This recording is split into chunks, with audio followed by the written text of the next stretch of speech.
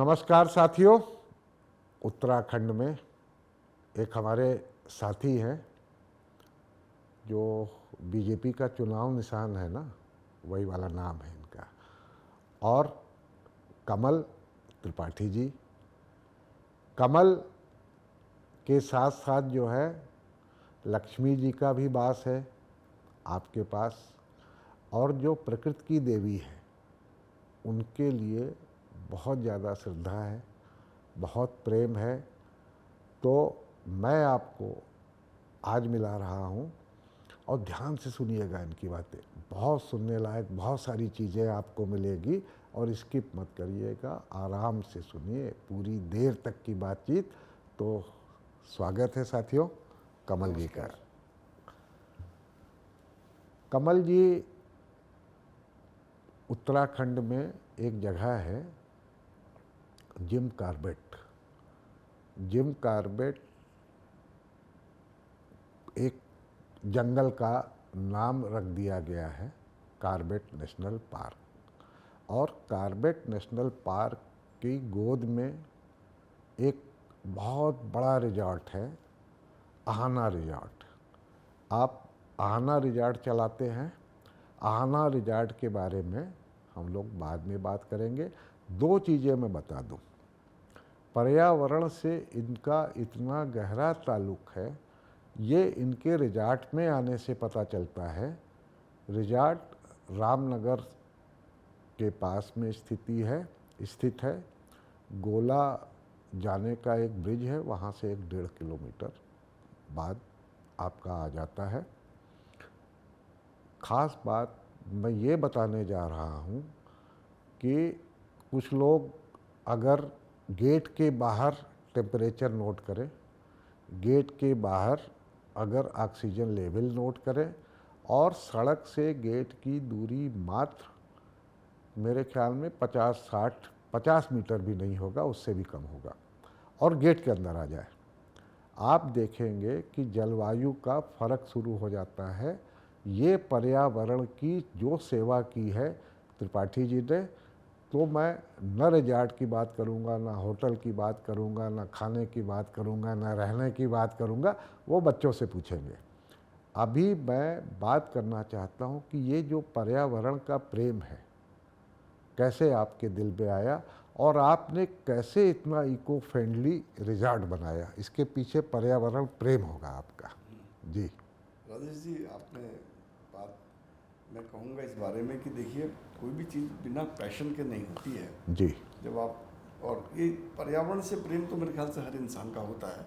हर एक जी की अपनी अपनी परिस्थितियाँ होती हैं, किसी को कोई कर पाता है, कोई नहीं कर पाता, बट पर्यावरण से प्यार तो सबको होता है, जी मैं समझता हूँ। और जहाँ तक है, हम लोगों का तो एक गांव का हमारा परिवेश रहा, जी और हमारे पूज्य पिताजी ने हमेशा हमें लेबर के मतलब काम करने के लिए डिग्निटी ऑफ लेबर उन्होंने सिखाया हमको हमेशा। जी और काम को उन्होंने किसी एक ही बात कहते थे, बेटा काम कोई छोटा नहीं होता, जी हर काम जो है। और तो वो उन परिस्थितियों में पढ़ के गांव का परिवेश देखा, वहाँ से बड़े हुए, फिर नैनीताल चले गए, वहाँ पढ़ाई करी, फिर लखनऊ चले गए, वहाँ भी पढ़ाई करी, फिर आए, फिर काफ़ी टाइम देखते रहे, चीज़ों को करते रहे, कई तरह की चीज़ें करी।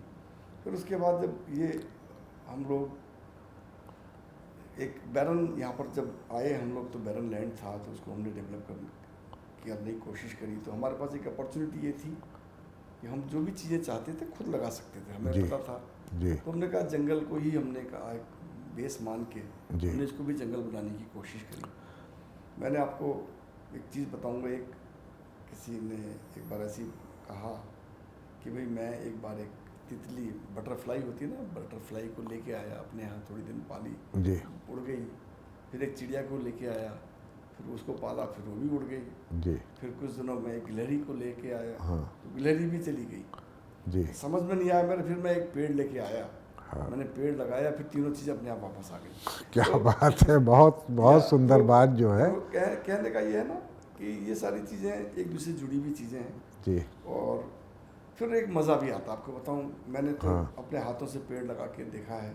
जब उनको मैं गर्मी के दिनों में सींचता था, पानी लगाता था, मतलब मुझे कई बार लगता था कि ये मेरी तरफ झुक रहे हैं, हाँ मुझे आगोश में ले रहे हैं, ऐसा लगता था कई बार। जी तो वो फील देखते थे हम लोग। और उसी के साथ साथ क्या हुआ कि फिर थोड़ी समझ भी है इस तरह की काम करते करते काफ़ी चीज़ें आदमी सीख जाता है।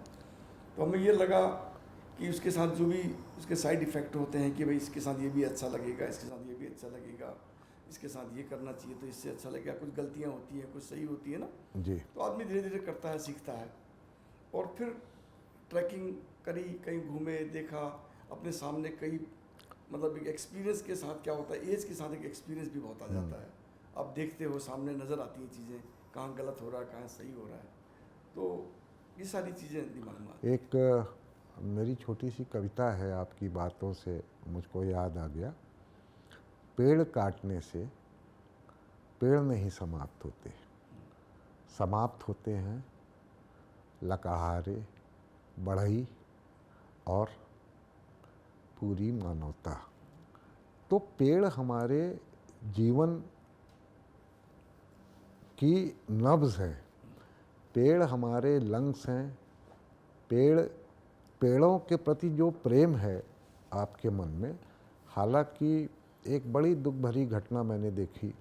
हम लोग काम कर रहे थे धनगढ़ी, एकदम हार्ट ऑफ जिम कार्बेट, जहाँ से धनगढ़ी में और पनौत के बीच में।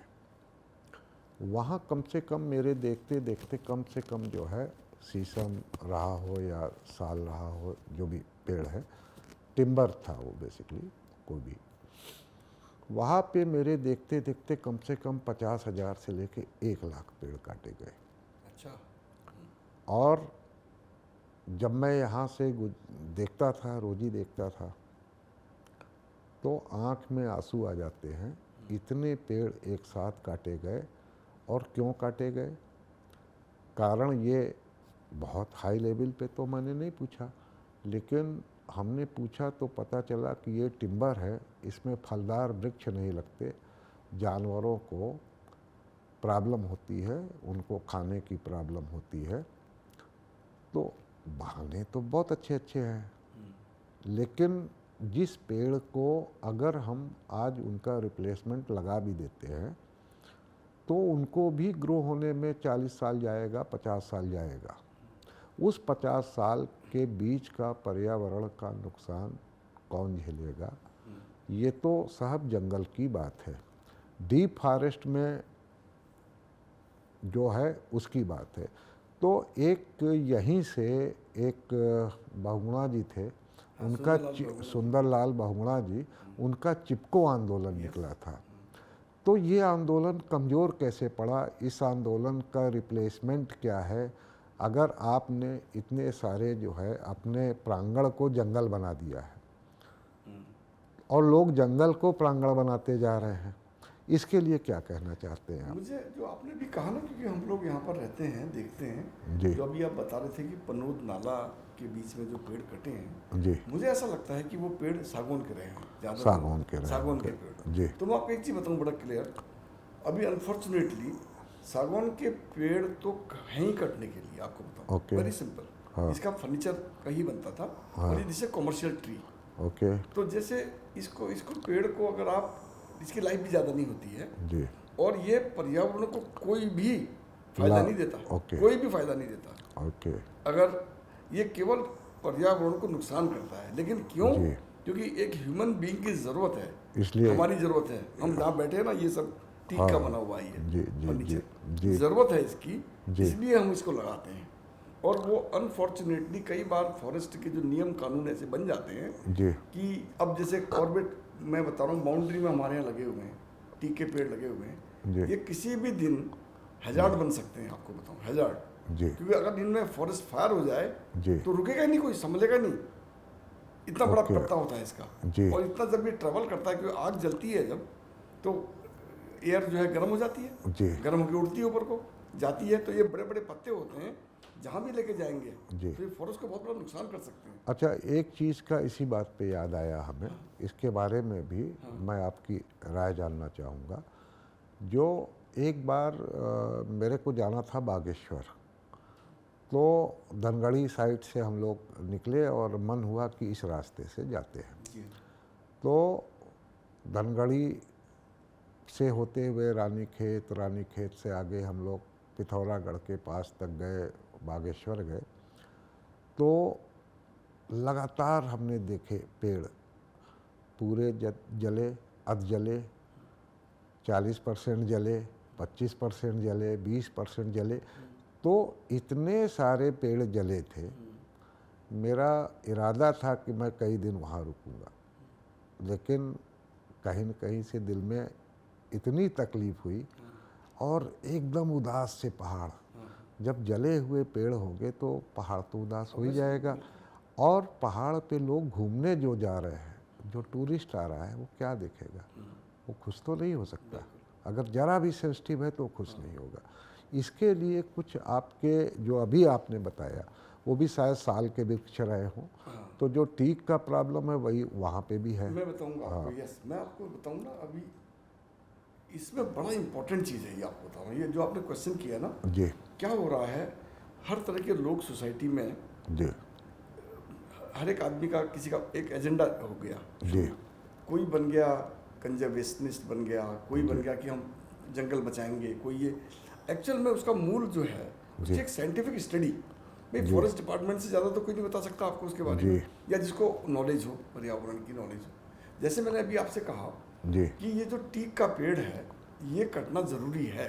जी ये मैं आपको बताऊं, मैंने कई बार इसको क्वेश्चन को उठाया भी है जी फॉरेस्ट डिपार्टमेंट के सामने भी। मैंने कहा भाई ये फॉरेस्ट आपके कॉर्बेट नेशनल पार्क के अंदर टीक के पेड़ लगे हैं, ये कभी भी आपके फॉरेस्ट के लिए बहुत खतरनाक हो सकते हैं।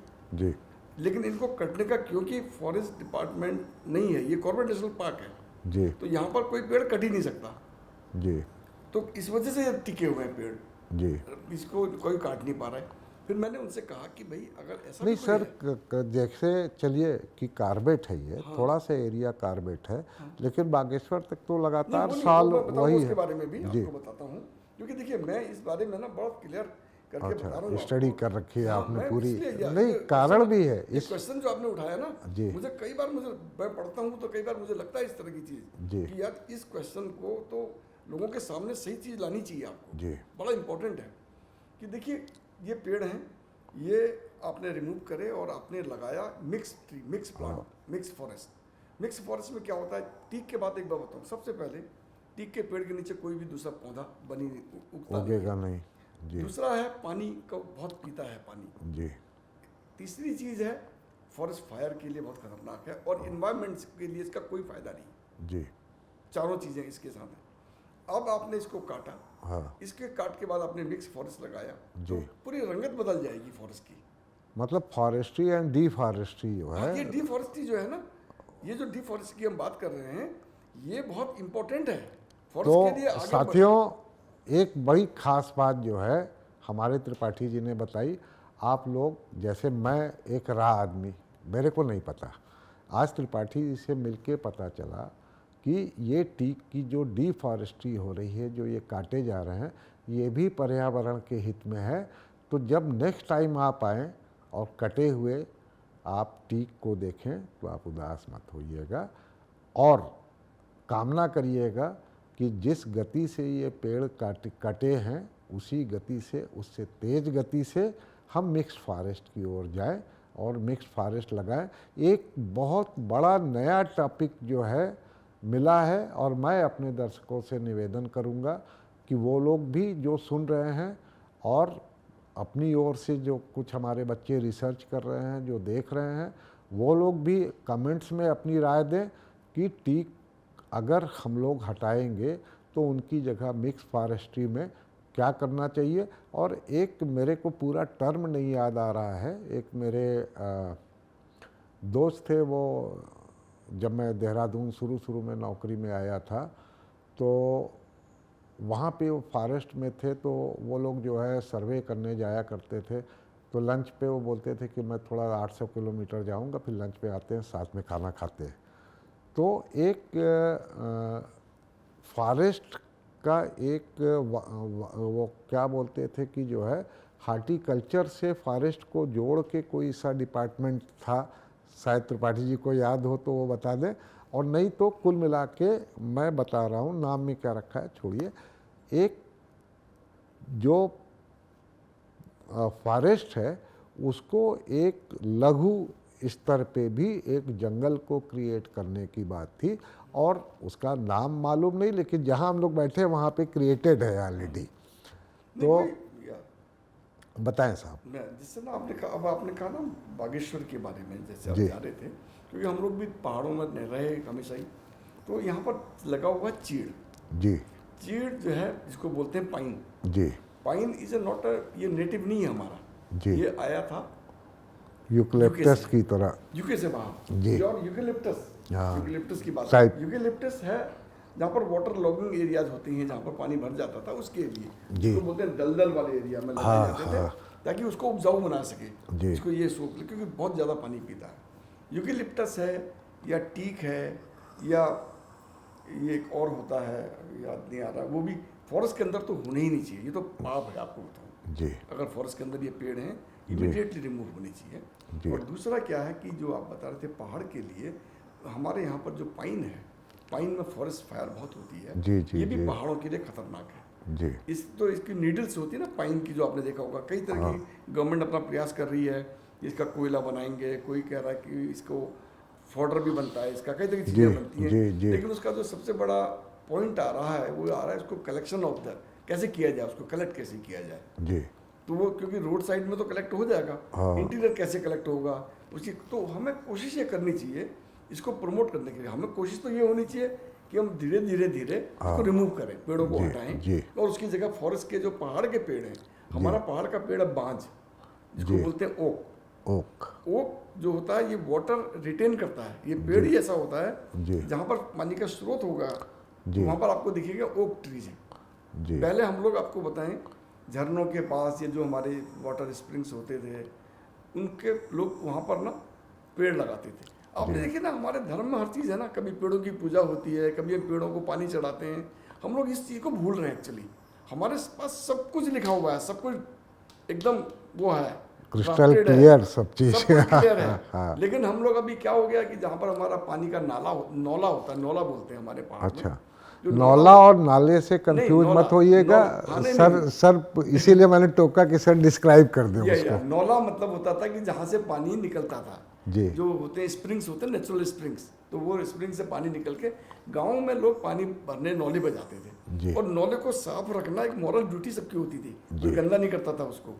उसमें पेड़ लगाते थे, और पेड़ लगाते थे बांस के उसके आसपास, जी। ताकि वो पानी को अट्रैक्ट करे रिटेन और करे, रिटेन करे। रिटेन करे। तो ये बड़ा एक एक्चुअली ना आपको बताऊँ, ये सब चीज़ों को डिस्टॉर्शन हुआ। अभी क्या हुआ, हमने रोडें तो बनाई, लेकिन अभी क्या हो रहा है, जगह जगह रोडें बनने से, जगह जगह पक्का होने से, जी। वो जो नौले का जो एक वाटर चैनल था ना, वो जी। दब गया। जी अब वो पानी कहीं से फूट रहा है, कहीं से दूसरी जगह से निकल रहा है, पानी तो निकलना है उसने, जी लेकिन उसकी वजह से ये थोड़ा सा हमें यहाँ पर कहते हैं ना हैंडल विथ केयर। हाँ। पहाड़ ऐसा नहीं है कि जिसको आप कैसी भी कर ले, हाँक लो। हाँ। पहाड़ को तो बहुत ही सेंसिटिवली आपने करना है। अच्छा, पहाड़ पे जो हम लोग कविताएं लिखते हैं, तो वज्र के समान छाती, पहाड़ की तरह जो है बदन, मजबूत है। तो पहाड़ को माना जाता है सख्त और कठोर एंड विराट, जबकि हमारे त्रिपाठी जी ने बताया कि पहाड़ तो बहुत सुकुमार सी चीज़ है, बहुत कोमल सी चीज़ है। जैसे फूल को हम उठाते हैं एक हल्के हाथों से, वैसे पहाड़ को भी आप डील करें हल्के हाथों से। आप पर्यावरण, पहाड़ों ने सच पूछा जाए इस धरती को बचा रखा है। अगर पहाड़ पे नुकसान आप करेंगे तो आप बॉम्बे में रहने वाला भी सफ़र करेगा, प्रयागराज का भी रहने वाला सफ़र करेगा। सिर्फ पहाड़ की आपदा पहाड़ तक सीमित नहीं है। तो बहुत अच्छी बात बता रहे हैं, और आई एम लकी कि हमको कमल त्रिपाठी जी मिले। और मैं बीच बीच में बोलता हूँ, मेरे को लगता है मैं गलत करता हूँ, शायद फ्लो टूटता होगा, लेकिन मैं चाहूँगा कि कमल जी आप जितनी चीज़ें आपने बताई, और मेरे दर्शकों को भी लगेगा कि ये सारी नई चीज़ें बताई। हम तो रो रहे थे कि साहब जो है साल कटा, पाइन कटा, ट्री कट रहा है, और आप कह रहे हैं कटना ज़रूरी था। तो सरकारें भी सुने, हमारे जो पर्यावरण को देखने वाले लोग हैं वो भी सुने, और जो तमाम सोशल मीडिया है और सोशल वर्कर्स हैं वो भी ध्यान से सुने और सर आप ज्ञानवर्धन करते रहें। अब आप बताइए मुझको, खास तौर से मैं चाहता हूँ। नहीं, जैसे यहाँ का जो नेटिव प्लांट्स हैं ना, जी नेटिव पेड़ हैं, जी जैसे साल हमारा नीचे का है, साल का जो पेड़ है, जी ये स्लीपर ट्री भी बोला जाता है इसको। ये करीब होता है 2500 फुट की हाइट तक। जी उसके बाद 2500 फुट की हाइट के बाद ये नहीं होता है। जी। साल का पेड़ प्लेन्स का पेड़ माना जाता है, अच्छा। और ये सबसे मजबूत पेड़ होता है। कहते हैं इसके बारे में हाँ, रेलवे 100 के साल स्लीपर वही इसी के बनते या थे। इसको कहते जी हैं 100 साल खड़ा, 100 साल पड़ा और 100 साल सड़ा, मतलब 300 साल का पेड़ होता है इसकी लाइफ। जी और मैं कहता हूँ उससे भी ज़्यादा होती है। जी तो साल का पेड़, और ये देता है।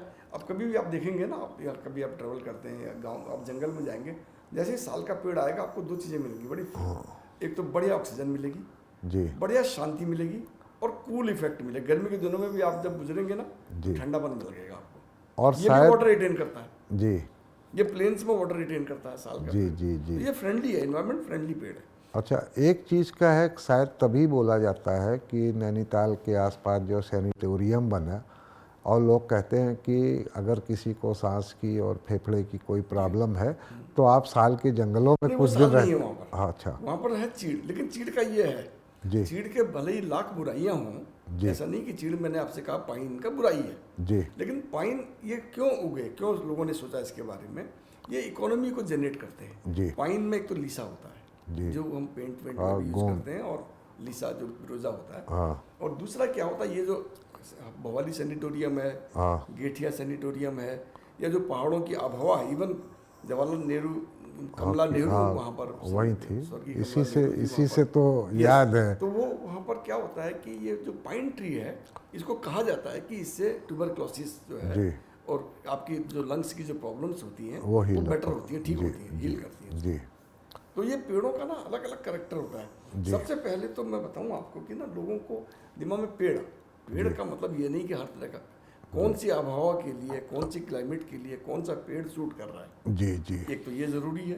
दूसरा, आपने देखा होगा, हमारी फसल होती है ना, जी। बड़ी सिंपल सी बता रहा हूँ, फसल है, फसल में कभी कभी वो भी आ जाती है ना, खरपतवार, जी। हम उसको हटाते हैं ना वहाँ से। जी क्यों हटाते हैं? इसलिए हटाते हैं कि वो फसल हमारी अच्छी रहे। जी ऐसे ही खरपतवार जंगल में भी होती है। जी पेड़ों को सबसे पहले देखनी पड़ेगी डिस्टेंस, एक पेड़ को बढ़ने के लिए कितना पेड़ की ज़रूरत होती है जी आपको। यही तो है, फॉरेस्ट डिपार्टमेंट का काम ये है जी कि भाई वो देखें कि भाई कैसे हम लोगों को कहाँ पर पेड़ कटना है, कहाँ पर नहीं कटना है, पॉलिसी। लेकिन अनफॉर्चुनेटली अलग अलग इंटरेस्ट क्रिएट हो जाते हैं, कहीं कुछ हो जाता है, इस वजह से ना वो चीज़ें सही नहीं हो पा रही हैं। अदरवाइज अगर इसको एक ईमानदारी से किया जाए, जी और एक उसके पीछे, अब उसको कैसे किया जाए, जी आजकल तो साइंटिफिकली बहुत चल गई, डिजिटल बहुत चीज़ें हो गई हैं, इसको हम डिजिटलाइज करें, जी कंप्यूटर से भी मतलब डाल के, हर चीज़ों को डाल के। पहले ये होता था, आपको बताऊं, पहले क्या होता था कि फॉरेस्ट को एक बड़ी कॉमन चीज़ होती थी। जी तो फॉरेस्ट का कॉन्ट्रैक्ट हुआ, कॉन्ट्रैक्ट का भी क्या था कि लोगों को फॉरेस्ट काट के खेत बनाने होते थे, कहीं एग्रीकल्चर की ज़मीनें चाहिए होती थी, तो जी। फॉरेस्ट ही फॉरेस्ट था सब जगह। तो उस समय कोई दिक्कत नहीं थी। लेकिन जब जैसे जैसे फॉरेस्ट कम होने लगे, हमें लगने लगा कि भाई अब इसकी हमें ज़रूरत है, तो हमें प्रोटेक्शन की ज़रूरत पड़ेगी आज से ना। तो प्रोटेक्शन, तो अब इस समय लगता है कि भाई कौन सा, अब हमें इस समय हमारा जो बड़ा एक मॉरल एक ड्यूटी है हमारी, कि हम ये सोचें कि कौन सी जगह में क्या लगना चाहिए, क्या कटना चाहिए। उसके पीछे ये नहीं होना चाहिए कि पेड़ है तो नहीं कटना चाहिए, ये मैं जी नहीं समझता। जी जी जी। ये बोला। एक मैंने कभी एक दोहा कहा था, हाँ, जंगल में चारों तरफ है आरे का शोर, और पेड़ नहीं उतने वहाँ जितने लकड़ी चोर। तो एक दिमाग में बैठा हुआ था, शायद आपने क्लियर किया कि कुछ पेड़ कटने भी चाहिए, वो भी पर्यावरण के लिए उतना ही आवश्यक है, और जितना पेड़ लगना चाहिए। तो शायद ये दोहा मेरा गलत है। अब जो असली बात है सर, ये जो जंगल में जो काट रहे हैं उसका नुकसान हो रहा है, जो फॉरेस्ट्री में जो आग लग रहा है उसका नुकसान हो रहा है। तो बहुत सारी चीज़ों पे आपने प्रकाश डाल दिया, और आपको पेड़ों के बारे में कौन सा पेड़ कैसा होता है, किसका क्या फ़ायदा, किसका क्या नुकसान। तो मैं ये पूछना चाहूँगा कि जैसे ही हम लोग गेट के अंदर घुसते हैं आपके, तो पूरा पूरा एक ऑर्गेनाइज सा जंगल नज़र आता है। तो यहाँ आपने खास तौर से कौन कौन से पेड़ लगाए? अब मैं बताऊं आपको, हम लोगों ने इसमें क्या, एक हम लोगों ने ना बड़ा एक क्लियर था हमारे दिमाग में कि इसको फॉरेस्ट बनाना है। जी तो पहले तो फॉरेस्ट के हिसाब से हम लोगों ने जो पेड़ यहाँ होते थे जी वही पेड़ों को हम लोगों ने यहाँ पर लगाया। अच्छा। उससे हमें क्या हुआ, देखिए कि एक तो उनको हमें ये नहीं रहा कि इस क्लाइमेट में नहीं होगा, ये हाँ प्रैक्टिकली ऑलरेडी था जी हर चीज़ को, जी बड़ा आसान भी था, उससे अच्छा डेवलपमेंट हुआ हमारा। जी तो और यहाँ पर करीब करीब आप देखेंगे ज़्यादातर पेड़ वो हैं जिनमें बेरीज आती हैं, जी। जो बर्ड्स आती हैं। यहाँ पर करीब 250 स्पेसीज की बर्ड्स हो गई हैं इसी वजह से, बिकॉज ऑफ अलग अलग ट्री। उनको आपको बताऊँ, कुछ बर्ड्स ऐसी होती हैं जो ये पेड़ अगर नहीं होगा, अगर कुसुम है ना, कुसुम हाँ, को खाते हैं हम लोग, हाँ हाँ कुसुम का पेड़ नहीं होगा तो एक पर्टिकुलर बर्ड है वो आएगी नहीं आपके यहाँ, आएगी नहीं। वो बर्ड उसी में बैठती है। जी बर्ड बड़ी चूजी होती है जी जी कि कहाँ बैठना है उसको, कौन से पेड़ में बैठना है, ये बड़ा इंपॉर्टेंट, ये सारी ना। तो ये रिसर्च आपने किया नहीं, कुछ नहीं कि किया हमने, ये तो के obvious पहाड़ पे रहने के कारण खुद से खुद या आता natural, गया? मतलब आंखें खुली रखते हैं हम लोग बस जी। कि और देखते हैं चीज़ों को और उसको एनालिसिस करते हैं। कहीं पर ना कोई एक ऐसे आज तक कभी कोई ऐसी चीज़ हावी नहीं हुई हमारे ऊपर कि हम कोई एक पर्टिकुलर हमारे मूड ऐसा बन गया कि यार हमने यही करेंगे, ऐसा नहीं था। अपने को हमेशा, हम देखिए हम स्टूडेंट हैं, तो आज भी मैं ये हम बोलूँगा सीखते हैं। कि पक्षी विहार में जाने वाले साथियों, अगर पक्षी विहार में जाने का समय ना मिले तो होटल, आप रिजॉर्ट हमारे अहाना में ज़रूर आइए। आपको यहाँ पे रुकने की लग्जरी के साथ जो है पक्षी विहार में रहने का भी आपको आनंद मिलेगा। तो ये सर बड़ी इम्पॉर्टेंट बात आपने बताई, और ख़ास तौर से मेरी तो आँख खुली और मेरे जो साथी पॉडकास्ट देखेंगे उनकी भी खुलेगी। अब पेड़ों से थोड़ा हम लोग हटते हैं, जी। और अगर कुछ इम्पॉर्टेंट बात हो तो बिल्कुल। आप कहना चाहें तो आप कह दें, फिर हम लोग पेड़ों से हट के पहाड़ों की ओर जाएंगे। जी हाँ, बिल्कुल। पहाड़ में जो सर डेवलपमेंट हो रहा है, आए दिन हम लोग सुनते हैं कि हमारे पहाड़ दरक रहे हैं। जोशीमठ में आपने घटना सुनी, जोशीमठ में घर में दरारें पड़ी, ग्लेशियर्स को भी थ्रेट है। तो आप एक ढंग से किस ढंग से देखते हैं, अपने पहाड़ों का एक्सपीरियंस क्या है आपको? देखिए, पहाड़ों को मैंने पहले भी आपको बताया कि पहाड़ फ्रजाइल हैं, जी एक बात। और हमारे ये तो स्टडी है जी कि हमारे जो पहाड़ हैं ये डेवलपिंग है, जी मतलब ये अभी परिपक्व नहीं हुए, जी पूरे हिमालय जो हमारी रेंज है। हाँ, और दूसरा शिवालिक रेंज खास तौर से, जैसे विंध्य और नीलगिरी। डेवलपिंग है पूरा का पूरा एरिया। अच्छा। इवन हिमालय भी हमारा ना, हाँ, डेवलपिंग है। नहीं, मैं कहना चाह रहा हूँ ये जो शिवालिक रेंज है आपको, yes। जैसे विंध्य रेंज है या नीलगिरी है साउथ का, तो वो सब मोटे तौर पे जो है डेवलप हो चुके हैं। अभी हमारा हिमालय जो है डेवलप नहीं हुआ ये है। स्टडी है, मतलब ये तो ऐसा नहीं कि मैं कह रहा हूँ, जी ये तो आप अगर कहीं भी देखेंगे जी। ये आपको मिल जाएगा। और दूसरा क्या है कि देखिए, कोई भी चीज़ ज़्यादा जी अति जो है ना वो ठीक नहीं है। किसी भी चीज़ को हम कर रहे हैं, जी। अब आपको बताऊं, मैंने आपने ग्लेशियर की बात करी, ग्लेशियर का क्या है नेचर? ग्लेशियर कोई आरसीसी तो है, आप सिविल इंजीनियर भी हैं, जी ग्लेशियर कोई आरसीसी से तो बना हुआ नहीं है जी कि सीमेंट और कंक्रीट से सेट बना हुआ है, साहब इसकी स्ट्रेंथ इतनी है। जी ग्लेशियर तो पानी से, टेम्परेचर की वजह से आपस में पानी चिपक गया जी और बर्फ पड़ी और वो जम गया, जी बस सिंपल सी चीज़ है। हाँ। अब उसके ऊपर जिस तरीके से आज के दिन हो रहा है, हेलीकॉप्टर चल रहे हैं, इतने ज़्यादा चल रहे हैं, उसका तो साउंड, उसका तो दुश्मन है। जी ग्लेशियर का दुश्मन अगर कोई चीज़ है वो साउंड है। जी आपने देखा होगा कभी, आपको कोई अचानक कोई बहुत लो हाइट पर हेलीकॉप्टर आ जाता है या प्लेन आ जाता है, आपकी खिड़कियों के दरवाजे, शीशे के दरवाजे हिलने लगते हैं। तो बेसिकली वो वाइब्रेशंस के इंटरफेरेंस है। बस वाइब्रेशन, हाँ, आज की वो जो ध्वनि vibration से की जो निकले, कहीं से interference है, निकले। हाँ। वो हमें बहुत ही सोच समझ के कितनी करनी है। देखिए, मजबूरियां भी होती हैं कुछ, उसको करिए, जी लेकिन उसको ना इतना मत करिए कि उसकी वजह से, क्योंकि ये सवाल ही नहीं संभलेगा। ये एक तो सबसे बड़ी बात क्या है, ये रिवर्सिबल नहीं है। हाँ। आपको बता दूं, एक बार अगर ये हो गया तो ये रिवर्स नहीं होगा फिर गियर इसका, जाते हम देखते रहेंगे तबाही, बस हमारे पास कोई ऑप्शन नहीं होगा। प्रकृति बहुत माइट है प्रकृति, जी हाँ। और जो ईश्वर की जो हम परिकल्पना करते हैं शायद वो प्रकृति ही है, क्योंकि ये जो धरती हमारी है, हम लोग कहते हैं ना कि खुदा आसमान में रहता है, विष्णु भगवान स्वर्ग में है, उनका विष्णु लोक उधर है, गोलोक उधर है, तो इशारा हाथ कहाँ जाता है? उधर जाता है, ऊपर।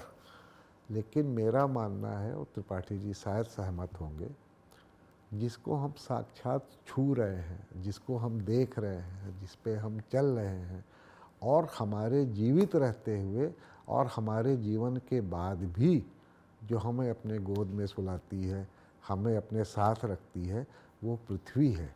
तो सबसे बड़ी देवी, सबसे बड़ा देवता यही पृथ्वी है, यही प्रकृति है, यही जीवन है, और यही मृत्यु है, और यही फिर जीवन है। जो हम परिकल्पना करते हैं पुनर्जन्म का, तो पुनर्जन्म तो जन्म देने वाला कौन है? सिर्फ यही धरती है, इसीलिए वो माँ है। यही हमको अपने गोद में सुलाएगी, और यही हमको पुनर्जीवित करके रूप बदल जाएंगे। हम जहाँ होंगे हमारी जगह कोई पेड़ होगा, और जब पेड़ भी बहुत पुराना हो जाएगा तो शायद वो पत्थर भी हो जाएगा, और जब पत्थर भी किसी की नज़र पड़ेगी तो अंगूठी में भी आ सकता है, और देवालय में भी जा सकता है। तो ये जो पहाड़ बहुत सेंसिटिव मैटर है साहब, तो इसके बारे में हम लोग, या एक छोटे छोटे लोग हैं हम लोग, तो हमारे छोटे छोटे प्रयास क्या होने चाहिए? आपको क्या लगता है? देखिए, पहाड़ों में जो मैंने अपना एक मतलब आपको पता, बड़ा फॉर्म मेरा अपना सोचना है जी कि मैंने ये देवभूमि है, तो देखिए सारे यहाँ पर आपको लगेगा भी ये देवभूमि जी। है। आप कई जगहों पर ऐसी जगह है ना स्पिरिचुअल, जहाँ पर लगता है देखिए जी कि लगता है कि यहाँ पर कोई ना कोई तो एक शक्ति है, एक चीज़। सर की बात 1 मिनट के लिए बस रुकूंगा। आपकी बात सही इसलिए है क्योंकि हम हिमाचल जाते हैं, हम उत्तराखंड रहते हैं, वही पहाड़, वही पेड़, वही पर्वत, और जब हम कश्मीर जाते हैं या स्विट्ज़रलैंड जाते हैं, वो फीलिंग नहीं आती जो उत्तराखंड में और हिमाचल में जाके आने से होती है, जबकि प्राकृतिक दृष्टि से सब सुंदर है। जी कश्मीर भी है, स्विट्ज़रलैंड भी है, तो देवभूमि तो है। और इसको आप खुले दिल से रहिए, कुछ दिन सोचिए, महसूस करेंगे। आप आइए भर। या बिल्कुल, हाँ, यहाँ जी। पर आप देखेंगे ना, आपको एक जी। स्पिरिचुअल पार्ट्स जी बहुत जगह दिखाई देती हैं, आपको बहुत जगह जी। फील होता है आपको। जी और वो पॉजिटिव वाइब्स जो होती हैं लाइफ को, इंसान को क्या चाहिए होता है जी भाई, इंसान तो अट्रैक्टिव उस तरह होता है जहाँ पर उसको नेचर दिखाई देता है, जहाँ उसको फील गुड फैक्टर होता है ना, जी वो जी फील गुड जी फैक्टर आके होता है यहाँ पर। जी और जो इसको अब हमें अब बात आ रही है कि इसको हम देखिए, 2 चीज़ें आ रही हैं। जी जिस समय उत्तराखंड बना था 80 लाख के आसपास की पॉपुलेशन थी। जी आज करीब करीब 1 करोड़ 42 लाख के आसपास तो हो गई है ऑफिशियली, जी। और इसके बाद मुझे नहीं पता अनऑफिशियल कितनी तो हो सकती। जोड़िए नहीं तो दुख बहुत होगा, हाँ। इसलिए ऑफिशियल ही नहीं, मान मेरा लीजिए। मतलब है कि मैं तो ऑफिशियल को ही मान रहा हूँ। हाँ तो उतना जो जिस तरीके से बढ़ रहा है पॉपुलेशन, ट्रैफिक बहुत बढ़ रहा है, जी। हर चीज़ें मतलब इंसान की ज़रूरतें बहुत बढ़ रही हैं हमारी। जी और वो ज़रूरतें जो हैं, देखिए 2 चीज़ें बताऊंगा आपको। जहाँ इंसान है ना, गंदगी वहीं है बस। जानवर गंदगी नहीं करता, कभी आप नोटिस करिएगा। जी 2 चीज़ें हैं, जानवर झूठ नहीं बोलता और जानवर गंदगी नहीं करता। जी जंगल में कभी आपको गंदगी नहीं मिलेगी, जहाँ इंसान पहुंचेगा वहाँ गंदगी शुरू हो जाएगी। जी तो ये देखिए कितना, और जबकि हम कहते हैं हम समझदार हैं, हम पढ़े लिखे हैं, हमको सब कुछ आता है। और कभी आप सर सोचिए ना इस बारे में। और सर मैं तो एक चीज़ और जोड़ूंगा, जानवर हिंसक भी नहीं होता, हाँ, हिंसक तो सिर्फ इंसान होता है। इंसान होता है। जी। उनके दिमाग में पता है, जानवर तो अगर हिंसक है भी ना, हाँ। तो दिखाई देता है सामने से। इंसान का तो पता भी नहीं चलता हिंसक कब हुआ। नहीं, उसका पर्पज है, और सर्टेन पर्पज और सर्टेन समय के लिए ही हिंसक होता है, बिल्कुल। बाकी समय में तो नहीं होता है। जी।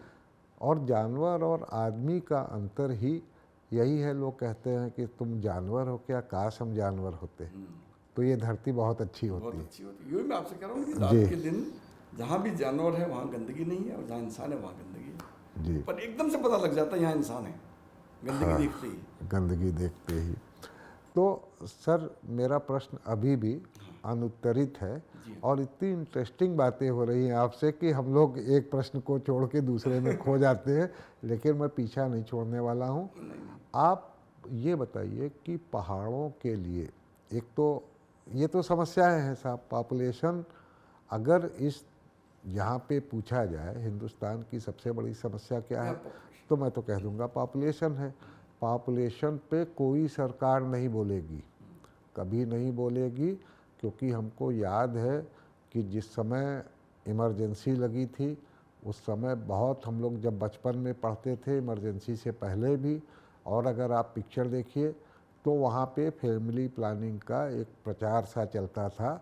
हर जगह जो है दीवालों पे लाल त्रिकोण जो है बनाया जाता था कि जब हम 70 करोड़ लोग थे तब ख़ास तौर पे सरकारों ने बहुत सारा प्रचार किया था कि हमारे दो हमारे दो। और ये अब आज की पीढ़ी ने पिछले 30-35 सालों के अंदर कभी वो लाल त्रिकोण देखा नहीं होगा। और बच्चों या जिनको पता हो वो बताएं कि लाल त्रिकोण का क्या मतलब होता था। तो आज हमारी दुगनी पॉपुलेशन हो गई है और हम लाल त्रिकोण का मतलब नहीं जानते हैं। जनसंख्या पे नियंत्रण की बात कोई सरकार न करती है न कभी करेगी। न करने के पीछे रीज़न है उस ज़माने में 85 सीटें लोकसभा की होती थी उत्तर प्रदेश से, और जब अफवाहें उड़ी इमरजेंसी में कि साहब नसबंदी के लिए टीम आ गई, और जो जानते नहीं थे वो भी कि जो है इतना फोर्स कर रहे हैं, ऑफिस में कोटा दिया जा रहा है, ये हो रहा है। और संजय गांधी ने अगर ये किया था, बहुत अच्छा काम किया था। काश संजय गांधी रह गए होते तो ये देश का भविष्य कुछ दूसरा होता। लेकिन हुआ क्या कि ये जो फैमिली प्लानिंग की ड्राइव चलाई तो कांग्रेस हो गई 85/0। सारी 85 की 85 सीट उत्तर प्रदेश से हार गई। उसके बाद किसी सरकार ने कभी नहीं बोला कि जनसंख्या नियंत्रण का कार्यक्रम चलाना है। सब जानते हैं, लेकिन कोई भी सत्ता से दूर नहीं जाना चाहता है। कोई भी सरकार नहीं बोलेगी बीजेपी होने दीजिए, कांग्रेस होने दीजिए, सपा होने दीजिए, बसपा होने दीजिए। तो ये राजनीति का विषय नहीं है, सरकारें स्वार्थी हैं, वो कभी नहीं कहेंगी। हमको आपको खुद समझना पड़ेगा। चाहे आप पेड़ बचाइए तो उसके लिए जनसंख्या कम रखिए, पहाड़ बचाइए उसके लिए जनसंख्या कम रखिए, प्रॉस्पेरिटी लाना है देश में उसके लिए जनसंख्या कम रखिए। ये बाय द वे बात निकल गई तो मेरे से रहा नहीं गया, माफ़ करिएगा, मैंने ये चीज़ बोल दिया। नहीं बिल्कुल नहीं, ये तो मैं भी इसको मान। तो जैसा कि मैंने कहा कि पहाड़ खाली हो रहे हैं, एक और मैंने कहा कि पहाड़ों पे जनसंख्या बढ़ रही है, और दूसरी ओर मैं कह रहा हूँ कि पहाड़ खाली हो रहे हैं। तो सर इसको एक्सप्लेन करिए एग्जैक्टली क्या सही है। राजेश जी, मैं आपको एक बताऊंगा एक बात ना कि ये जो आपने क्वेश्चन पूछा इसमें आपको ना जड़ में जाना पड़ेगा, रूट में। जी क्या होता है पहाड़ों में, पहले हमारे यहाँ पर आपने कहा, एक बार सुना भी होगा कि पहाड़ की जवानी और हाँ, पहाड़ का पानी कभी पहाड़ के नहीं काम आया। नहीं आता। जी तो वो ऐसा नहीं है, बट ऐसा हुआ कि उसका रीज़न क्या था, पहाड़ में एम्प्लॉयमेंट, अगर आप सही बात पूछें, एम्प्लॉयमेंट जनरेशन नहीं हो पाया। जी उसका रीज़न क्या रहा, छोटी छोटी खेतियाँ थी, जी। खेतियाँ छोटी छोटी। अच्छा, उसमें फिर पानी का प्रॉब्लम आता था, बारिशें कम होने लगी, बंदरों का आतंक बढ़ गया, वाइल्ड जी। बोर, सुअर, जंगली जानवरों का आतंक बढ़ गया। जी तो लोगों को ना वो जो एक हार्ड वर्क करने की जो आदत थी जी वो धीरे धीरे जनरेशन में एक तो डिटोरेशन हुआ, कम आई। जी दूसरा, लोगों में आपने देखा होगा फौज में भर्ती होते थे, जी मनी इकोनॉमी बोलते हैं पहाड़ के लिए, जी, कि जी, पैसा जी, आदमी जाता जी, है बाहर जी। और वहाँ कमा के भेजता है घर में। जी तो ये जो एक ओवरऑल तो सिनेरियो ये था। जी अभी क्या हुआ कि धीरे धीरे लोग जाने लगे नीचे, तो वहीं बसने भी लग गए। वही बस क्योंकि नहीं। उनको लगने लगा डिफिकल्ट है पहाड़ में हमारे जी। घर, अगर वापस जाते हैं जी तो बच्चों को आदत नहीं रही। अभी आपने देखा होगा, जी अभी आप तो पहाड़ की बात कर रहे हैं, हम नीचे प्लेन्स की बात कर रहा हूँ। जी। आदमी जो दिल्ली से चला जाता है, हाँ, उसका बस जाता है दिल्ली में ही, वो तो इलाहाबाद नहीं वो लौटता। इलाहाबाद बस जाता है, कोई अमेरिका जा रहे हैं तो अमेरिका बस जा रहे हैं। जी तो ये तो एक पूरा एक सिस्टम है, ताकि आप उसको आज के दिन निकाल नहीं सकते। जी। लेकिन सबसे स्ट्रॉन्ग चीज़ क्या है, देखिए पहाड़ खाली हो रहे हैं अगर, जी। तो वो बड़ा डेंजरस भी है हमारे लिए, सिक्योरिटी थ्रेट भी सिक्योरिटी है। थ्रेट भी है। चारों जी। तरफ बाउंड्रीज हैं, जी। इंटरनेशनल बाउंड्रीज लगी हुई हैं, जी। और किस तरीके से घुसपैठ हो रही है, किस तरीके से आपने देखा होगा रिफ्यूजीज बन के आ रहे हैं, और उत्तराखंड के लोग बेसिकली सीधे हैं, पहाड़ी लोग हमारे, मैं पहाड़ी हूँ, जी। तो मैं आपको मुझे पता है कोई आदमी, मतलब मेरे पास क्या कर सकता हूँ क्या नहीं कर सकता हूँ, मैं भगवान से भी डरता हूँ, मैं माँ बाप से भी डरता हूँ, मैं माहौल से भी डरता हूँ, प्रकृति से भी डरते हैं। प्रकृति से भी डरता हूँ। मुझे ना एक दिमाग में बैठा हुआ है जी। कि यार कुछ करो, कुछ रिस्पेक्ट करो। जी। लेकिन कई जगहों पे ये पहाड़ का कैरेक्टर आपको बताऊँ, जी। अभी क्या हो रहा था कि जैसे अभी मैंने आपको बताया तो फिर लोग जाने लगे, तो ये एक बहुत बड़ा रीज़न है। दूसरा एक बहुत बड़ा जो आपने कहा लोग आ रहे हैं, जी। बहुत बड़ा एक रीज़न क्या हुआ, देखिए पहाड़ में मैंने कहा देवभूमि है, लेकिन यहाँ का एटमॉस्फेयर बहुत अच्छा है, हवा बहुत। आज के दिन जो सबसे बड़ी प्रॉब्लम अगर किसी भी देश की है, हाँ। या हमारे देश की खासकर, हमारे शहरों की जो है प्रॉब्लम हवा। क्या है, सारी सब जगह आपने देखा होगा लोग ये पूछ रहे हैं कि यार AQI इतना है, इतना डेंजरस है, इतना ये है, फलाना फलाना, कोई कह रहा भट्टी बन गया, कोई कह रहा पॉल्यूशन का चैम्बर बन गया, तो हम लोग चैम्बर फ्री हैं अभी, तो लोग अट्रैक्ट हो रहे हैं उस चीज़ से। लेकिन सर कब तक? लेकिन यस यू आर राइट, अभी जो हमने एक पॉलिसी देखिए यहाँ पर, अभी हम लोगों ने भू कानून और ये सब चीज़ें आ रही हैं, लेकिन एक्चुअल में उसका जो इम्प्लीमेंटेशन हो रहा है, या जो एक्चुअल में जो उसके लिए बनना चाहिए राइट, वो चीज़ नहीं हो पा रही है। होना क्या चाहिए, आपने देखा होगा अमेरिका है, कनाडा है, ऑस्ट्रेलिया है, जी। बड़ी बड़ी कंट्रीज, न्यूजीलैंड है, ये जब भी किसी को देते हैं अपने यहाँ सिटीजनशिप देते हैं, या कहते हैं कि भाई आप हमारे यहाँ आके रहो, तो करोड़ों करोड़ों रुपया लेते हैं उस बात का, ये जी। अपने यहाँ आने का, जी। कि भाई हमारी कंट्री डेवलप कंट्री, आप आ रहे हो यहाँ के मजे करोगे आप, तो आप दो पैसे हमको। तो ऐसे ही जब हमारे देखिए हमारे प्रदेश में क्या हुआ कि जो लोकल लोग हैं, स्थानीय निवासी हैं यहाँ के, उनको कोई प्रॉब्लम थोड़ी खरीदने में। जी। ये प्रॉब्लम है बाहर से जो उत्तराखंड का निवासी नहीं है। जी। जब वो उत्तराखंड का निवासी नहीं है, जी। तो हमने पॉलिसी ऐसी बनाई कि वो क्यों 250 मीटर ज़मीन ले भाई, 250 मीटर ज़मीन लेगा। हाँ, वो 250 मीटर देते हैं। 250 मीटर ज़मीन कौन लेगा, पहले तो सबसे पहले ये देखिए। जी। 250 मीटर ज़मीन वो लेगा जो जिसको उसने 5 फ्लैट बना देने हैं, उसमें 5 मंजिला मकान खड़ा कर देना है। जी। और उसके बाद न कार पार्किंग उसके पास होगी, न उसके पास गार्डन होगा, न कुछ होगा, आप स्लम खड़ा कर रहे हो सब जगह, और वही सब जगह हो रहा है। आप देख लीजिएगा जितने भी पहाड़ हैं, मोस्टली पहाड़ स्लम बन रहे हैं। अब हम कह रहे हैं कभी कि भाई इतने लोग आ गए, अब पार्किंग है नहीं, रोडों में गाड़ियाँ खड़ी हैं, और जैम की स्थिति बन गई, पहाड़ों में कभी देखा नहीं था। नहीं तो एक चीज़ सर देखिए, यहाँ पे हम अपने शब्दरंग चैनल पे सिर्फ समस्या नहीं जानना चाहते, मैं वो समस्या का निदान भी आप बताइए। उसी पर आ रहा था, मैंने कहा ना, जब आपने कहा मुझे, तो मैंने कहा कि इसको हमें जड़ से समझना पड़ेगा। जी। अभी आपको बताऊं, इसमें जो सबसे बड़ा था प्रॉब्लम का सॉल्यूशन ये था, हमें कोशिश क्या करनी चाहिए थी कि हमें कम से कम 2000 मीटर या आधा एकड़, कम से कम 10 नाली ज़मीन हमने कहना चाहिए था कि इससे नीचे आप खरीदेंगे, खरीद ही नहीं सकते जी। इससे नीचे तो आपका मैप सैंक्शन ही नहीं होगा। जी। तो अब क्या होता, और मैप जो बनेगा वो आप एक फैमिली के हिसाब से देख लीजिए कि भाई आपने कहा 200 मीटर का घर होना चाहिए, 250 मीटर का घर होना चाहिए, मैक्सिमम आपने लगा दिया कि भाई इससे बड़ा घर नहीं बना सकते आप, और उसका सब डिवीजन नहीं हो सकता। सबसे बड़ी बात क्या होती है, जैसे आप हो राजेश जी, हाँ, मेरा बेटा हुआ, तो मेरे जब 4 बच्चे हैं तो 1000 मीटर, 250 मीटर चला गया, 1000 मीटर हमने लिया, तो फिर वही 250 आ गई, 250 मीटर में आ गया, फिर 4 घर बन गए उसमें। जी। तो हमने उसमें लुटियंस दिल्ली में जैसे है, जी। As it is where it is बिकेगा घर। अगर आज मैंने घर बेचा, तो राजेश जी आपने खरीदा, या 4 भाइयों ने खरीदा, 4 लोगों ने खरीदा, तो भी एक ही यूनिट बनेगा। जी। हमेशा जैसे जाएगा एक ही यूनिट में रहेगा, कन्वर्ट कभी होगा ही नहीं। जी। तो आप बचा लेंगे, उत्तराखंड को बचा लेंगे, पहाड़ों को भी बचा लेंगे। और अच्छा, अब इसमें प्रॉब्लम कहाँ आ रही है? जी। इसमें प्रॉब्लम ये आ रही, वोट की राजनीति। नहीं, वोट की राजनीति तो सब जगह है जी। लेकिन इसमें क्या होगा, डायरेक्ट अगर जो लोकल लोग हैं, स्थानीय निवासी हैं, अगर उनकी ज़मीन, वो कहेंगे यार मेरे पास तो आधा एकड़ ज़मीन ही नहीं है, मैं क्या करूँगा, मेरी ज़मीन कैसे बिकेगी? जी। क्योंकि मेरा ज़मीन का प्राइस लोकल आदमी तो देगा नहीं, कोई प्राइस देने वाला है बाहर का ही पहाड़। जी। जो हकीकत है ना, उसको समझना हाँ, चाहिए। हाँ, सत्य है, सत्य है। पहाड़ ने पैसा नहीं कमाया, अगर तो देगा अगर कहाँ से? आज के दिन ज़मीन मेरी यहीं के लोग लेंगे, तो उसके बाद तो पहले परचेजिंग कैपेसिटी नहीं है, खरीद ही नहीं सकता वो। जी।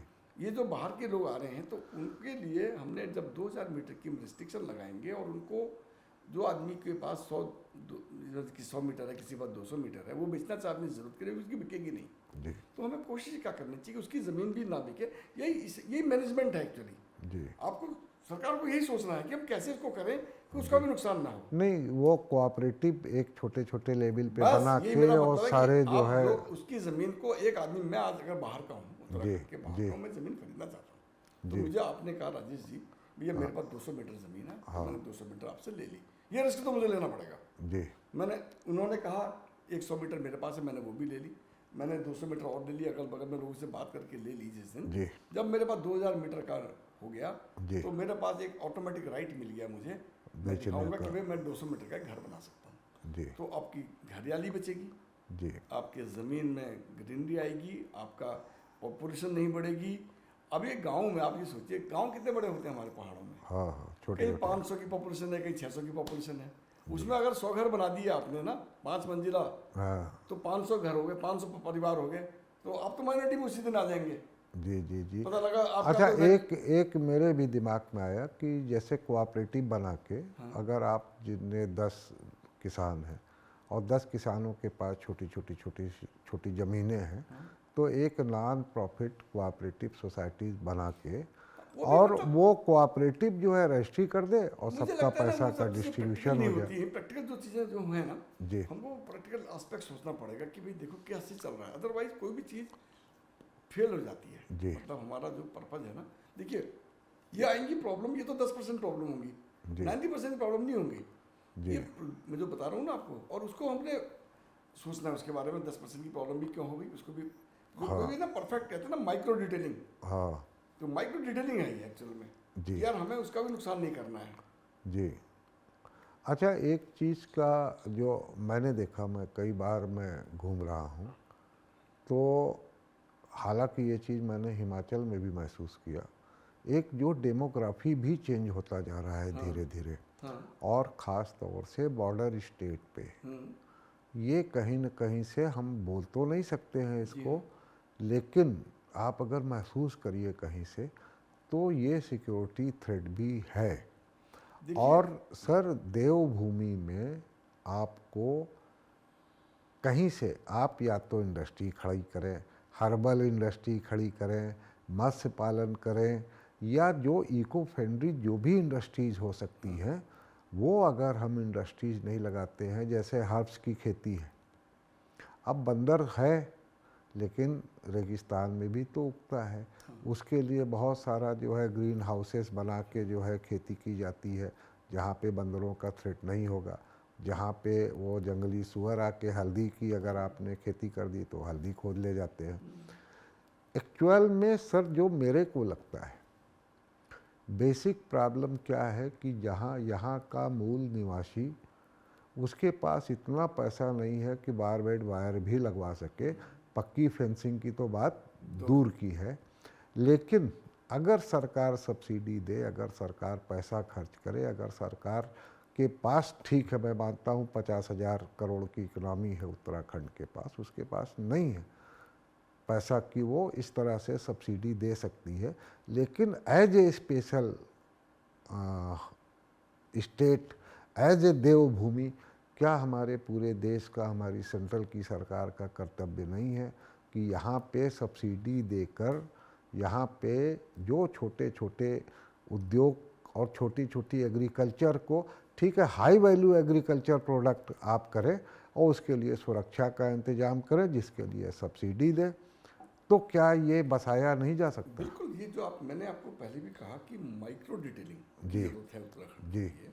यहाँ पर हमें प्रॉब्लम को समझना है जी। और फिर उसको रेक्टिफाई करना है। अच्छा, एक बात बताइए, जैसे मैं देखता हूँ, मैं उत्तर प्रदेश का, तो हम लोग देखते हैं कि वहाँ पे एक मंत्री चल रहा है तो उसके पीछे जो है 3 गाड़ी गनर चल रहे हैं।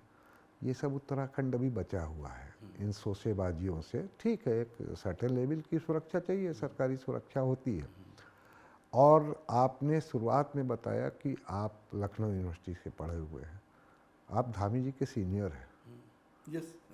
तो किसी दिन धामी जी से कभी बात करिए, और हम लोग का छोटा चैनल है, शायद धामी जी तक नहीं पहुंचेगी हमारे चैनल की बात, लेकिन मैं एक जब बड़े आदमी का इंटरव्यू कर रहा हूँ तो हमें लगता है कि ये बात पहुँचेगी किसी न किसी तरीके से। सर, ये बहुत बड़ा थ्रेट है पहाड़ों पर, और चाहे अब तो खुल के बोला जा रहा है, और सर ना बोलना चाहे बिल्कुल ना बोले, लेकिन मैं कह रहा हूँ डेमोग्राफी की चेंज हो रही है।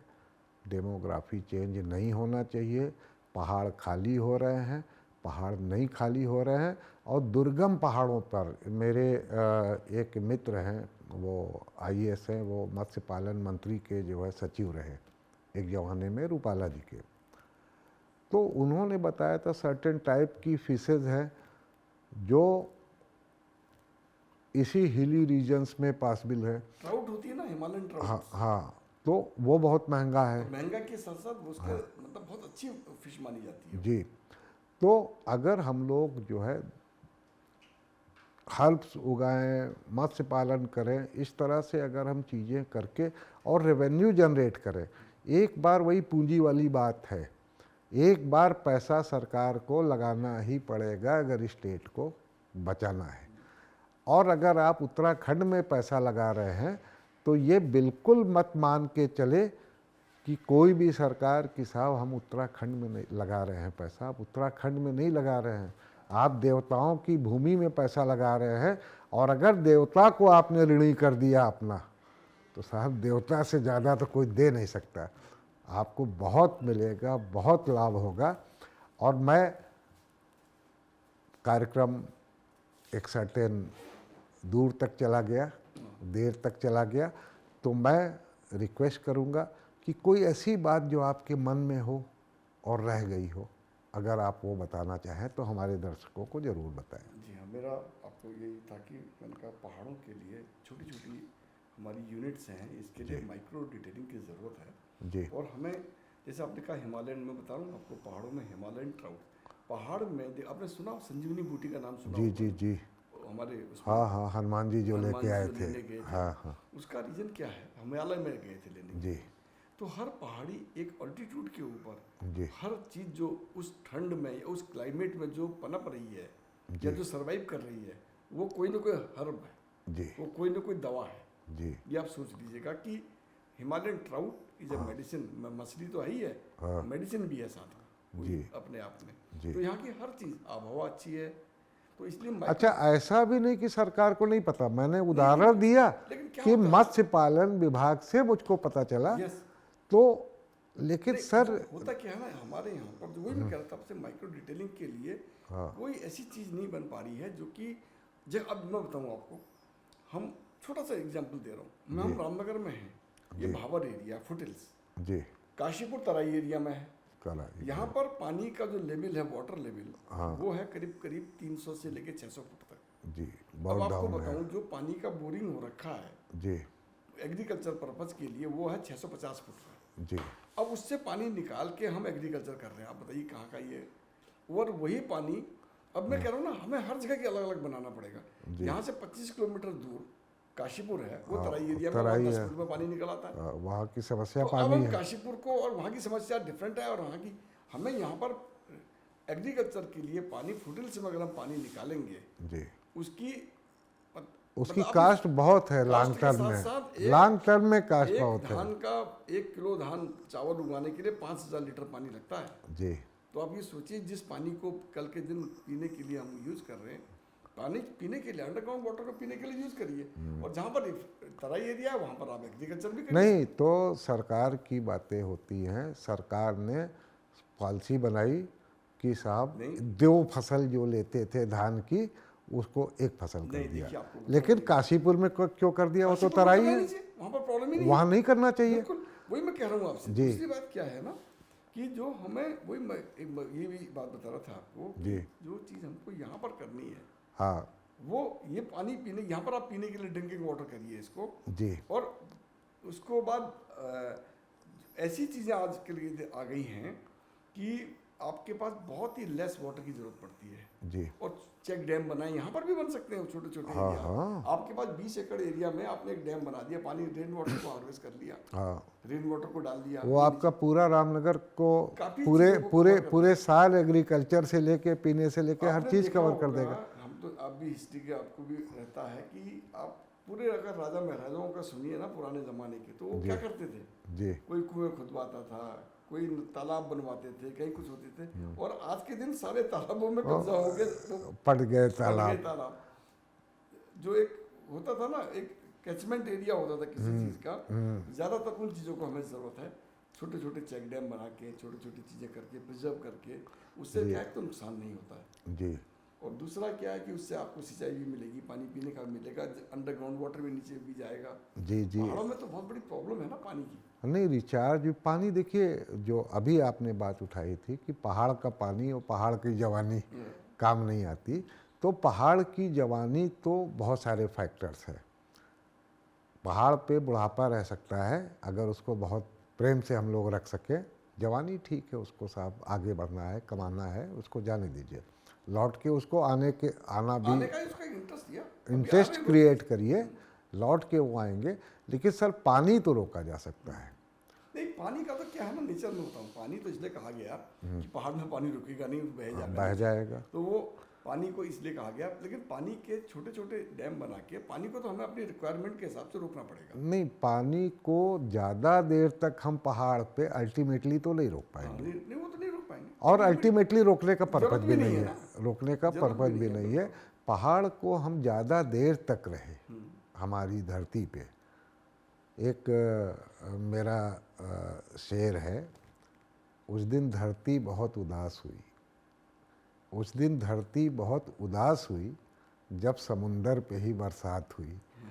तो मैं ये कहूँगा कि पानी ज़्यादा देर तक धरती पे रहे, और अल्टीमेटली अगर उसको वापस धरती पे आना है तो समुद्र में जाके विलीन होना ही पड़ेगा, तभी वो दोबारा से धरती पे हमारे लौट के आएगी।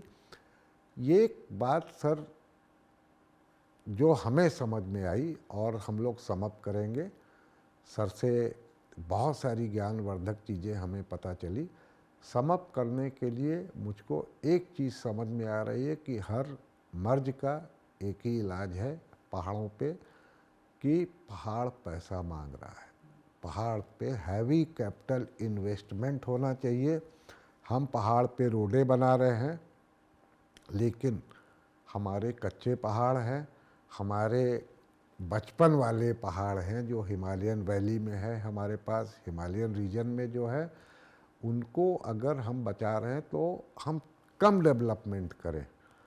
हम रुद्रप्रयाग तक जाने की जगह हम जो है ऋषिकेश से जो है 50-50 मीटर की योजनाएं बनाते रहें ऊपर जाने का। तो लेकिन हमें जो पहाड़ हम काट रहे हैं उसकी स्ट्रेथनिंग बहुत ज़्यादा ज़रूरी है, उसकी मजबूती बहुत ज़्यादा ज़रूरी है। और एक चीज़ हमारे लालू जी कहा करते थे, हालांकि हर आदमी में कुछ न कुछ अच्छी बात होती है, बैल को सींग से पकड़ के लड़ो, बैल से पूंछ पकड़ के लड़ेंगे तो आप हमेशा हारेंगे। डेवलपमेंट पूंछ पकड़ के मत करिए, सींग पकड़ के करिए। और बहुत बहुत धन्यवाद आपको इतनी मैं देर एक तक चीज़ साथ कहूँगा रहने आपसे के लिए। लास्ट में, जी जो आपने मुझे पूछा था ना, जो मेरे दिमाग में आता है कई बार कि हम बड़ा कंसर्न रहता हूँ, मैं कोशिश करता हूँ कि जी यहाँ के लोगों के लिए, और अनएम्प्लॉयमेंट और ये सारी चीज़ें मैं देखता हूँ, तो मुझे 4-5 चीज़ें नज़र आती थी। जी। हमने जब यहाँ पर मुख्यमंत्री तिवारी जी भी थे, उनको भी हमने ये बातें बताई। हमने कहा उत्तराखंड के लिए हॉर्टिकल्चर, जी फ्लोरिकल्चर, जी एग्रीकल्चर, हाँ टूरिज्म और इंस्टीट्यूशंस, मतलब जी। Medical colleges, engineering colleges, education hub बनाया जा एजुकेशन हब सकता है। बनाइए, और आईटी हब बनाइए जी जो बेंगलोर में बना। जी और इस बड़े बड़े लोगों को जो इंडस्ट्रियलिस्ट हैं देश के, जी। उनको आमंत्रित करिए, उनको बड़ी बड़ी एरियाज दीजिए, उनको फैसिलिटीज़ दीजिए, जी ताकि एक ऐसा माहौल बने। और लास्ट में जी अपने उत्तराखंड के लोगों के लिए 20% रिजर्वेशन रिजर्वेशन रखिए हर इंस्टीट्यूट के अंदर, जी कि भाई 20% एक नॉमिनल फी का मैं कहने का मतलब ये है, जो अफोर्ड आपने कर कहा सके। कि जो अफोर्ड का मतलब बहुत ही कम, वो भी अगर 10-15 हज़ार रुपया, 20,000 रुपया साल का रखिए हाँ। और उनको आप उस लायक बनाइए, IITians बना दीजिए, उनको अच्छे डॉक्टर बना दीजिए, तो हर परिवार से जी आप एक बहुत बढ़िया बच्चे को निकाल पाते। हर बच्चा आपका इंजीनियर होता, हर बच्चा डॉक्टर होता, हर बच्चा अच्छा एक पढ़ा लिखा, हर चीज़ बनता हो। देखिए अभी 20% में हम सारे कवर हो जाते हैं, आपको बताऊं 20% में जी हम टोटल कवर हो जाते नहीं, एक चीज़ का तो देखिए, जो बच्चों का एजुकेशन है, सपना होता है, चाहे बम्बई वाले का हो, चाहे लखनऊ वाले का हो, चाहे दिल्ली वाले का हो, मेरा बेटा नैनीताल में पढ़ रहा है, मेरा बेटा देहरादून में बिल्कुल, पढ़ you are रहा है, right, yes, yes. तो मेरा बेटा नैनीताल से इंजीनियरिंग क्यों नहीं कर रहा है, मेरा बेटा बागेश्वर से इंजीनियरिंग क्यों नहीं कर रहा है, मेरा बेटा पिथौरागढ़ मेडिकल कॉलेज में क्यों नहीं है। और अगर मेडिकल कॉलेज खुलेंगे, जाएंगे, तो बच्चे आएंगे। काशीपुर में IIM खुला और बड़ी सीमित संभावनाएं हैं पहाड़ों पर हैवी इंडस्ट्रीज़ लगाने की, लेकिन छोटी छोटी हैवी तो होनी ही नहीं चाहिए। नहीं, जो जो बात है कि एक फार्मूला गांधी जी ने बताया था कि mass production and production by the masses. हम मास प्रोडक्शन जो है ढेर सारे लोगों को मिला के कर सकते हैं। बहुत सारी चीज़ें हैं जो सर ने हमको डिटेल में बताया। हम लोग ख़ास तौर से मैं तो ज़रूर चाहूँगा कि हमारे कमल त्रिपाठी जी अपनी दया दृष्टि हम लोग के ऊपर बनाएंगे और हम लोग दोबारा फिर समय निकालेंगे और फिर सारी बातें करेंगे। मैं पॉडकास्ट में किसी के दिमाग में उठने वाले प्रश्नों का हल नहीं कराता, ख़ास तौर से जो मेरा गेस्ट होता है, मेहमान होता है, मैं स्कोप छोड़ता हूँ। बहुत चीज़ बोलना चाहते हैं, हमें लग रहा है हमारे त्रिपाठी जी, लेकिन मैं बोलने इसलिए नहीं दूंगा कि सवाजी बोलने दूंगा तो फिर अगली बार क्या करेंगे हम लोग। Thank you so much. इसलिए हम लोग दोबारा मिलेंगे और बिल्कुल थोड़ा सा आपसे जो है विदा लेते समय थोड़ा सा अच्छा तो नहीं लग रहा है, नहीं लेकिन फिलहाल के लिए विदा। और हम लोग जल्दी फिर लेके आएंगे कमल जी को, ढेर सारे विषयों पे बात करेंगे। नमस्कार नमस्कार साथियों, आप लोग हमारे चैनल को देखिए, लाइक सब्सक्राइब और शेयर करिए। हमारा आज छोटा चैनल है और अगर आप लोग चाहेंगे तो ज़रूर बड़ा चैनल बनेगा। नमस्कार साथियों। Thank you.